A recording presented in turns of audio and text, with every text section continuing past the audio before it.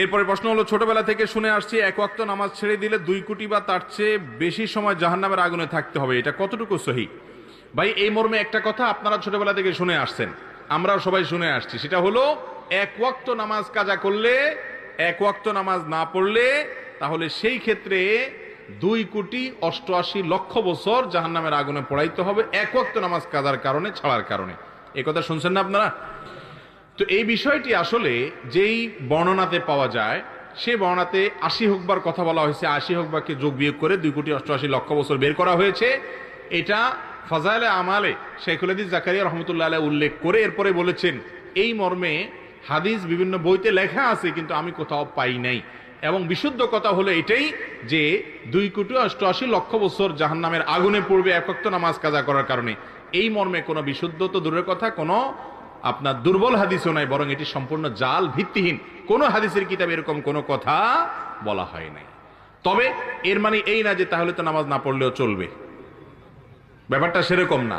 নামাজ না পড়লে জাহান্নামে অবশ্যই যেতে হবে, তবে সংখ্যাটা কি হবে, এর বেশিও হতে পারে, এর কমও হতে পারে। আযাবের সংখ্যাটা এরকম ফিক্স যে সংখ্যা এখানে বলা আছে এরকমটি হাদিসে বর্ণিত হয় নাই, এর চেয়ে বেশিও হতে পারে, কমও হতে পারে।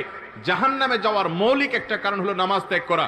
আল্লাহ রাব্বুল আলামিন কোরআনে কারিমে বলেছেন, জাহান্নামীদেরকে যখন জিজ্ঞাসা করা হবে, মা সালাকাকুম ফি সাকার, তোমাদেরকে জাহান্নামে কোন জিনিসে নিয়ে এসেছে, কোন অপকর্মে জাহান্নামে এনে ছেড়েছে, তখন তারা বলবে প্রথমেই ক্বালু লাম নাকু মিনাল মুসাল্লিন, তারা বলবে আমরা মুসল্লি ছিলাম না, নামাজ পড়ি নাই, এইজন্য জাহান্নামে আসছে। এইজন্য নামাজ না পড়লে জাহান্নাম, এটা অবশ্যই কোরআন হাদিস থেকে, কোরআন থেকে বর্ণিত।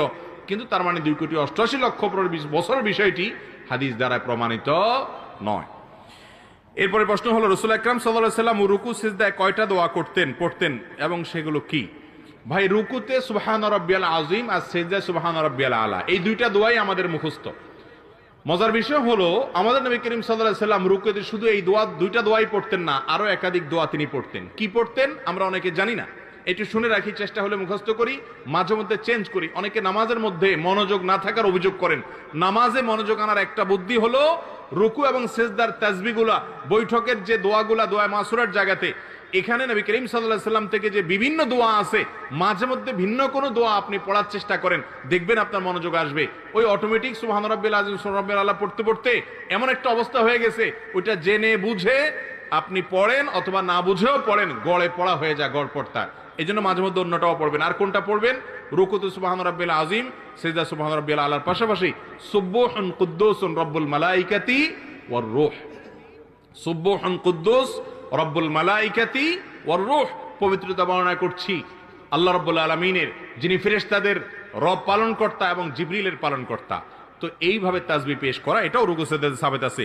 তারপর সুবহানাকাল্লাহুম্মা রাব্বানা ওয়া বিহামদিকা আল্লাহুম্মা ইগফিরলি, সুবহানাকাল্লাহুম্মা রাব্বানা ওয়া বিহামদিকা আল্লাহুম্মা ইগফিরলি, এই দোয়াটাও রুকু সিজদাতে নবী করিম সাল্লাল্লাহু আলাইহি ওয়াসাল্লাম পড়েছেন। যার অর্থ হলো, পবিত্রতা বর্ণনা করছি তোমার, হে আল্লাহ তুমি আমার রব, তোমার প্রশংসা আমি জ্ঞাপন করছি, তুমি আমাকে ক্ষমা করো। দারুণ একটা দোয়া, রুকুতে সিজদাতে এটা পড়া যেতে পারে 2 বার 3 বার 5 বার, যতটুকু তৌফিক কুল্লা পড়বেন। সুবহানাকাল্লাহুম্মা রাব্বানা ওয়া বিহামদিকা আল্লাহুম্মা ইগফিরলি, সুবহান রাব্বিল আযীম আলার সাথে এগুলা মিশ্রণ করেও পড়তে পারেন, শুধু আলাদা করে পড়তে পারেন। আরেকটা আছে সুবহানা দিল জাবারুতি ওয়াল মালাকুতি ওয়াল কিবরিয়াই ওয়াল আযমা, সুবহানা দিল জাবারুতি ওয়াল মালাকুতি ওয়াল কিবরিয়াই ওয়াল আযমা, এগুলা সবগুলাই রুকু এবং সিজদায় সুবহান রাব্বিল আযীম সুবহান রাব্বিল আলার পাশাপাশি পড়াটা সুন্নাত। আমরা শুধু একটা শিখছি ছোটবেলায়, ওইটা নিয়েই কবরে যাই।